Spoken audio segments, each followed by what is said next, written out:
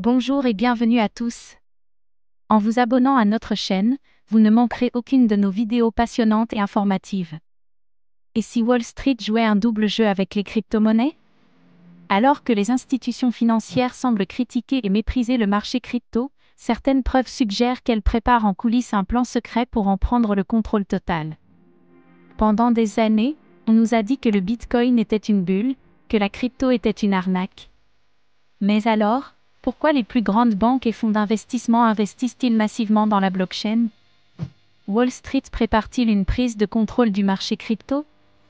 Est-ce une simple coïncidence, ou un plan soigneusement orchestré pour manipuler et dominer l'avenir des cryptos?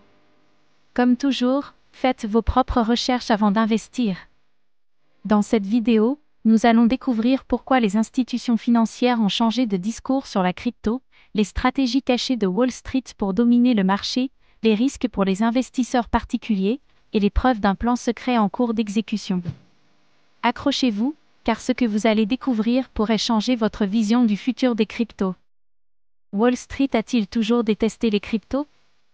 Un rejet public, mais une adoption discrète. Depuis des années, des figures influentes de Wall Street comme Jamie Dimon ou Warren Buffett ont critiqué le Bitcoin, le qualifiant de « fraude » ou de « poison à rats ». Mais en parallèle, leurs entreprises ont investi des milliards dans la blockchain et le Bitcoin. Pourquoi cet énorme paradoxe? Était-ce une simple erreur d'appréciation, ou une manipulation du marché pour acheter à bas prix avant une adoption massive?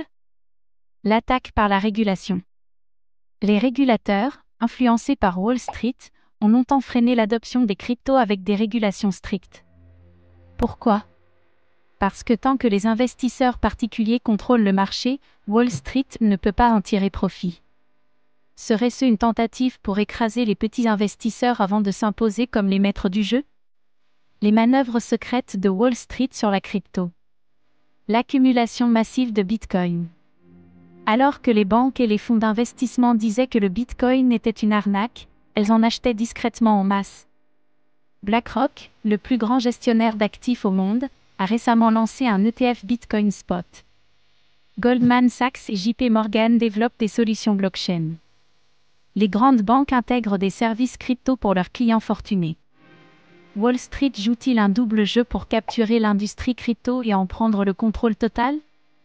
Manipulation du marché et FUD. Nous avons tous vu des cracks brutaux et des annonces négatives qui font plonger les prix. Mais qui en profite réellement? Chaque crack majeur a souvent été suivi par des achats massifs de Bitcoin et d'altcoins par les institutions. Les médias mainstream, contrôlés par les grandes entreprises de Wall Street, diffusent du FUD pour effrayer les investisseurs particuliers. Se pourrait-il que les cracks ne soient pas accidentels, mais orchestrés pour permettre aux institutions d'accumuler plus de crypto à bas prix?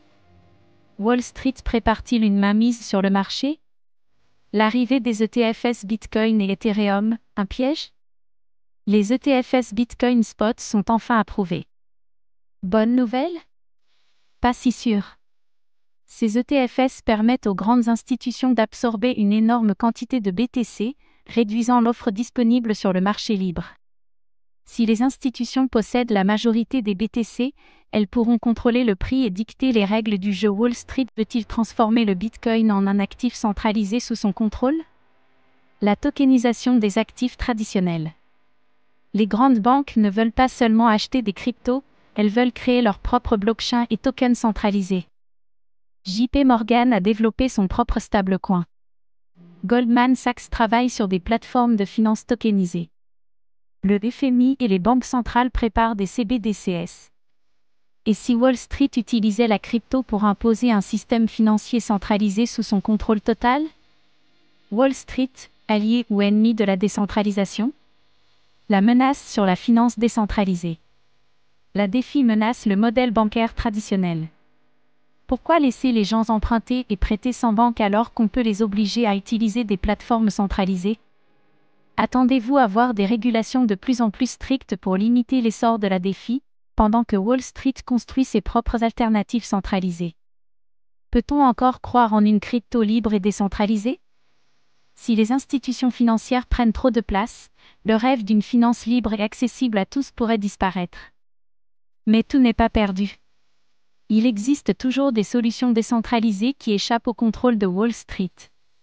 Bitcoin, Ethereum, les DEX et les blockchains résistantes à la censure sont les clés pour garder la crypto indépendante. Le plan secret de Wall Street pour la crypto. Wall Street joue-t-il un double jeu pour capturer l'industrie crypto? Les preuves sont nombreuses: accumulation discrète de Bitcoin, manipulation médiatique, régulation ciblée et développement de leurs propres solutions blockchain. La question est simple: sommes-nous témoins d'un changement historique, où Wall Street s'empare de la crypto, ou pouvons-nous encore défendre l'idéal de la décentralisation? Et vous, pensez-vous que Wall Street cache un plan secret pour contrôler les cryptos? Donnez votre avis en commentaire. Merci d'avoir regardé cette vidéo. Abonnez-vous et activez la cloche pour ne rien manquer des dernières actualités crypto.